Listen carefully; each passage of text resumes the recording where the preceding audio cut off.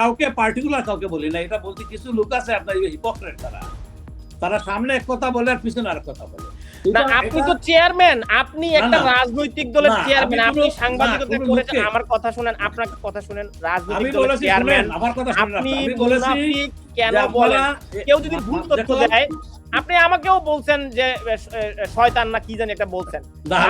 ভুল তথ্য দিলে আপনি বলবেন যে তানভীর ভাই আপনার নিউজ এটা ভুল, আমার ভুল হইলে আমি কারেকশন দিব, 100 বার কারেকশন দিব, ক্ষমা চাইবো, কিন্তু আপনি গালি দিবেন কেন? তানভীর ভাই শুনুন, তানভীর আমি গালি দেই নাই, বলেছি সেটা যে আপনারা কোনো মুনাফিক এবং শয়তানের কথায় বিভ্রান্ত হবেন না, এটা বলেছে।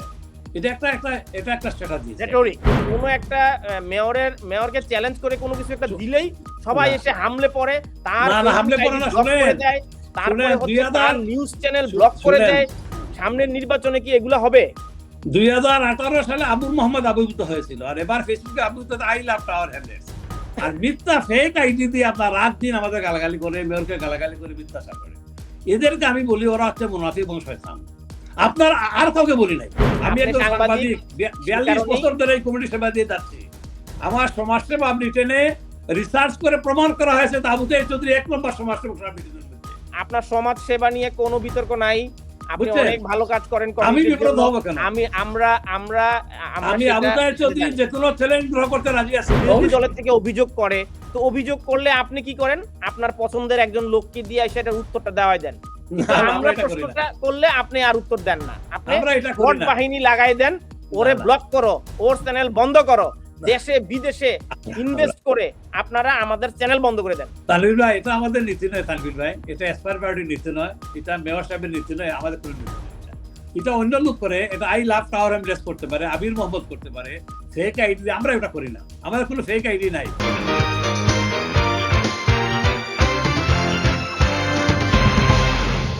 হচ্ছে কি, আপনার কিছু লোক হচ্ছে আপনার মিথ্যাচার করে, রাত দিন তার লুতুনার বিরুদ্ধে কিছু না বললে তার পেটের ভাত হজম হয় না।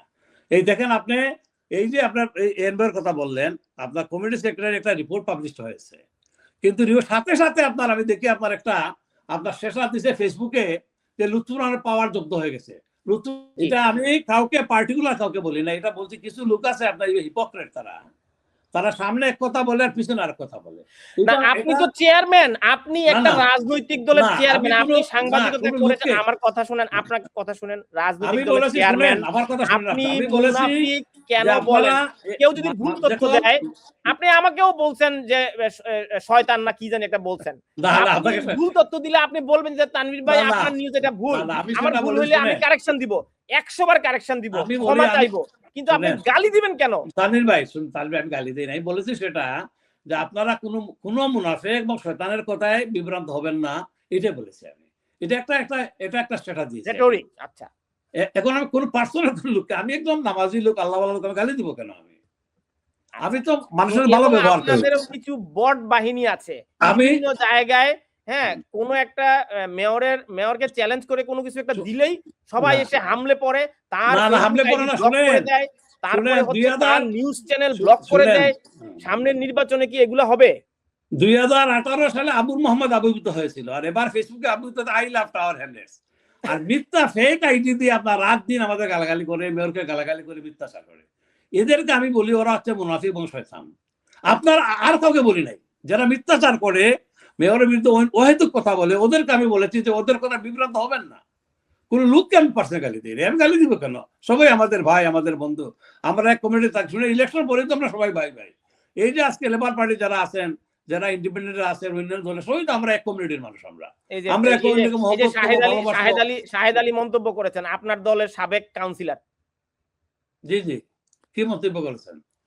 আমি নিজে এবং কেউ এসপায়ার পার্টিকে সমর্থন করে না, উনি নিজে এবং এসপায়ার পার্টিকে সমর্থন করে না।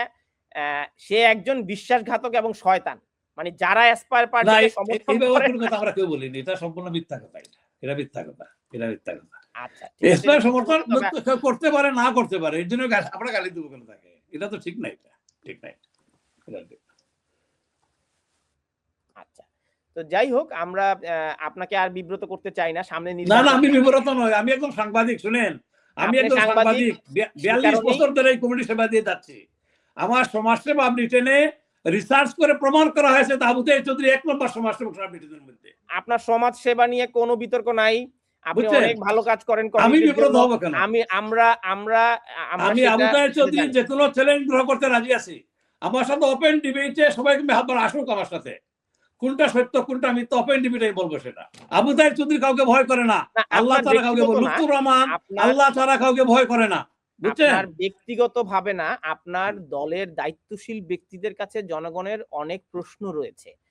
তো জনাব লুৎফুর রহমান নির্বাহী মেয়র নির্বাচনের আগে তিনি যদি জনগণের সেই প্রশ্নের জবাবগুলো দেন, জনগণ ভোট দেওয়ার আগে সেই জবাবগুলো ওনার কাছ থেকে জানতে চাইতে পারে। তো বিরোধী দলের থেকে অভিযোগ করে, তো অভিযোগ করলে আপনি কি করেন? আপনার পছন্দের একজন লোককে দিয়ে সেটার উত্তরটা দেওয়াই দেন। আমরা প্রশ্নটা করলে আপনি আর উত্তর দেন না, আপনি ভোট বাহিনী লাগাই দেন, ওরে ব্লক করো, ওর চ্যানেল বন্ধ করো, দেশে বিদেশে ইনভেস্ট করে আপনারা আমাদের চ্যানেল বন্ধ করে দেন। তানভীর ভাই, এটা আমাদের নীতি নয়। তানভীর ভাই, এটা এসপায়ার পার্টির নীতি নয়, এটা মেয়র সাহেবের নীতি নয়, আমাদের কোনো নীতি নয়। এটা অন্য লোক করে, এটা আই লাভ টাওয়ার এমলেস করতে পারে, আবির মোহাম্মদ করতে পারে, ফেক আইডি। আমরা এটা করি না, আমাদের কোনো ফেক আইডি নাই। আমরা যেটা বলি সরাসরি বলি, ওপেনলি বলি, কথাটা বুঝছেন? আমরা এই ২ নম্বরে আমাদের মধ্যে পাবেন না আপনি। এবং এগুলো করা নির্বাচনের আচরণ বিধি লঙ্ঘনের শামিল। এবং ইলেকট্রাল কোড অফ কন্ডাক্ট, আপনি যদি কারো বিরুদ্ধে এই ধরনের ল্যাঙ্গুয়েজ ব্যবহার করেন, তা কাউকে বিষোদ্গার করেন, এটি ইলেকট্রাল কমিশনের কাছে রিপোর্ট করা যায়। এবং এই স্ক্রিনশট দিয়ে কোনো প্রার্থীর বিরুদ্ধে, কোনো ব্যক্তির বিরুদ্ধে, কোনো গণমাধ্যমের বিরুদ্ধে যদি এগুলো আসে, আমরা এগুলো আপনাদের সকলের প্রতি আমরা একটা অনুরোধ করবো, এগুলো যদি আসে আমাদের কাছে জানাবেন। এগুলো ইলেকট্রাল কমিশনের কাছে দিলে তারা ব্যবস্থা গ্রহণ করবে। এটি হচ্ছে নির্বাচনের নীতি এই দেশের, এটি বাংলাদেশ নয়। জি জি জি, আপনার সমাপনী বক্তব্য, আমরা অনুষ্ঠান শেষ করব। না, আমি যেটা বলছি, আমি সবাইকে অনুরোধ করব, গত ৪ বছরে এসপায়ার পার্টি লুৎফুর সাহেব যে ভালো কাজ করেছেন, আপনারা একটা সমর্থন করুন এবং আগামী ৭ মে এসপায়ারকে বুলতে জয়যুক্ত করুন। সেটা হচ্ছে আমার সবার কাছে আমার বিনীত অনুরোধ। তাহলে টার্মের মানুষ আরো উন্নতি দেখতে পারবে, আরো প্রগ্রেস দেখতে পারবে।